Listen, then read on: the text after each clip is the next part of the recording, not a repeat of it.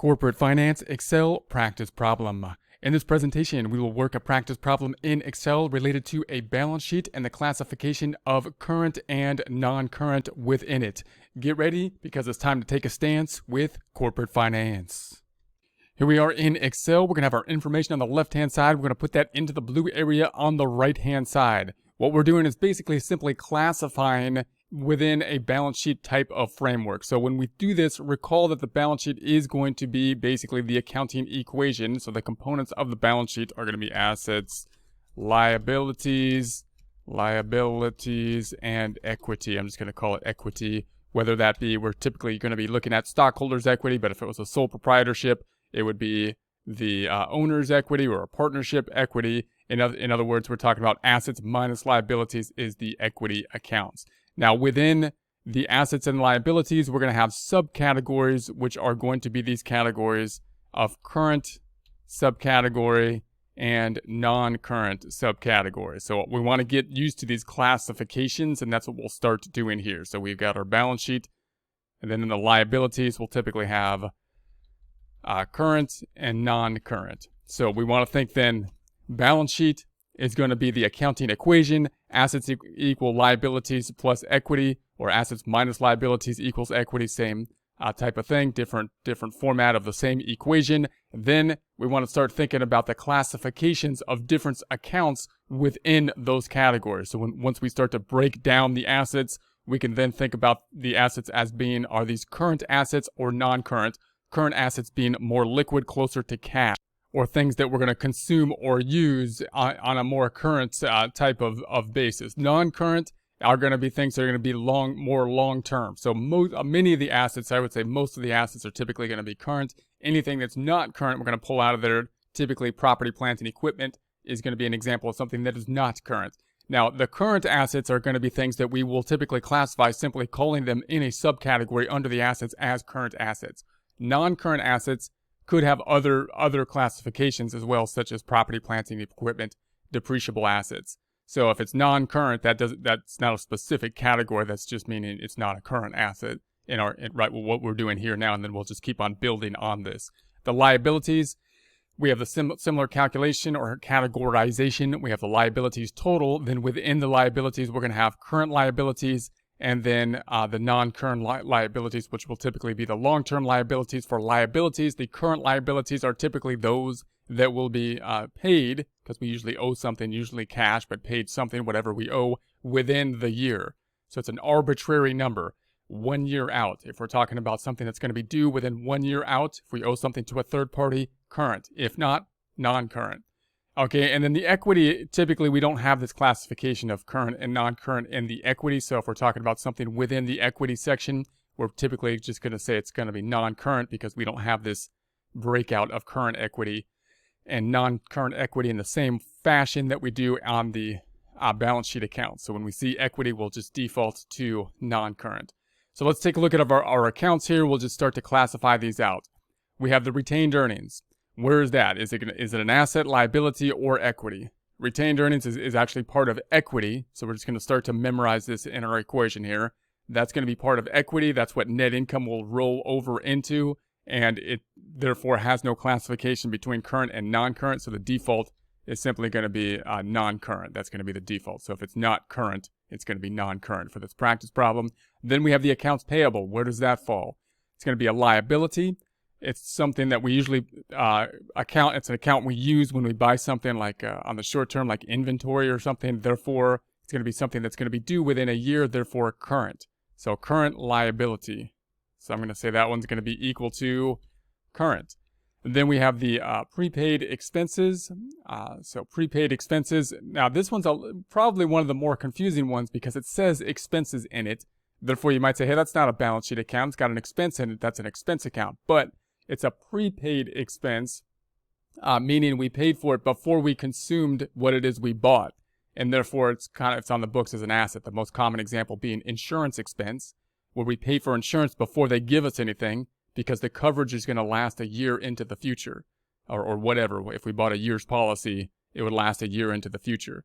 So when we purchased it, we're going to get a benefit into the future. Therefore, it's not an expense now. It's a prepaid expense. That's going to be an asset. Now, typically when we prepay for some expense, it's going to be something that we will consume like shortly within the next year or so. Therefore, it'll typically be current. So we're going to put it in current assets. Then we've got the plant and equipment. So plant and equipment is another name that we might call machinery and equipment. We might call it depreciable assets. We might just call it property, plant, and equipment, which is called PP&E. These are things that are going to be depreciable or long-lasting. Things like land, things like building, things like equipment, forklifts, cars, automobiles, trucks. Those are things that are going to go into the plant and equipment. They are assets because when we purchased them, we had not yet consumed them. Therefore, they're not expenses at the point of purchase because they're going to be benefiting many periods in the future. Therefore, we put them on the books typically at cost and depreciate them, allocating that cost as we consume them. So we're going to put them on the books as an asset, but they're not going to be current because these, like a building or land, are things that we're going to be using for a long time, not just a simple or in a short time. Therefore, they're not going to be current. They're not very liquid, meaning we can't convert them to cash very easily. We'd have to sell the land, right? Or we're not going to consume it pretty soon, but they're going to help us to grow over the long term, therefore non-current. Inventory. Now, inventory is what we're going to sell. We have not yet sold it yet, so if we purchase something and we have not yet sold it, we didn't expense it at the point of purchase, even if paid cash for it under an accrual accounting concept, because we need to record the expense at the point in time that we have consumed it or used it to help generate revenue, that being the matching principle or the expense recognition principle. Therefore, when we buy the inventory, it's going to be on the books as an asset.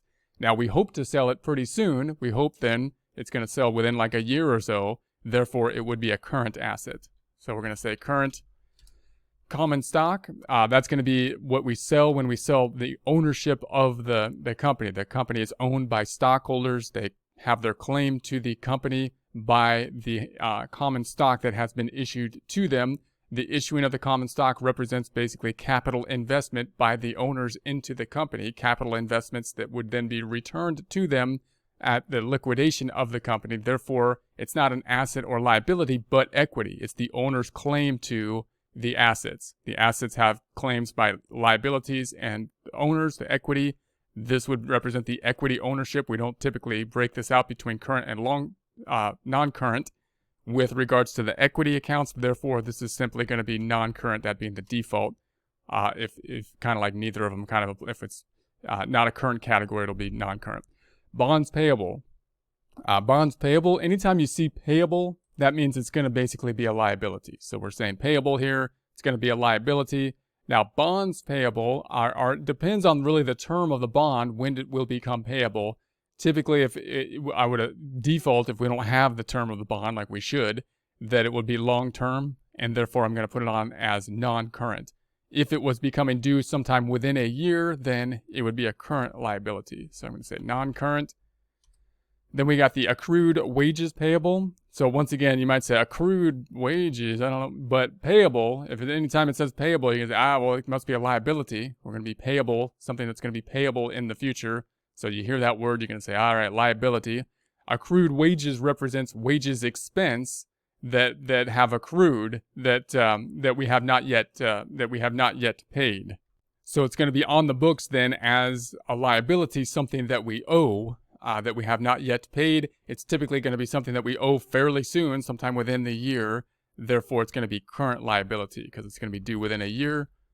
Then we got the accounts receivable. That represents other people, typically customers that owe us money. They owe us money because we sold them on account, typically meaning we sold something and didn't collect cash at the point of sale. We got a receivable, like the form that would typically be aside to this would be an invoice. We sent out an invoice and they haven't yet given us money. Now, and recall when I say invoice, you might say, what's the difference between an invoice and a bill? From accounting standpoint or from a software standpoint, it's kind of solidified this even more. When the thing that goes out, it's an invoice. When the person that receives it, which could be another company, right? The company receives our invoice.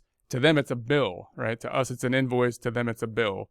And then if we received someone else's invoice, it would be a bill to us. To them, it would be an invoice. But in any case, if people owe us money, then it's going to be an asset.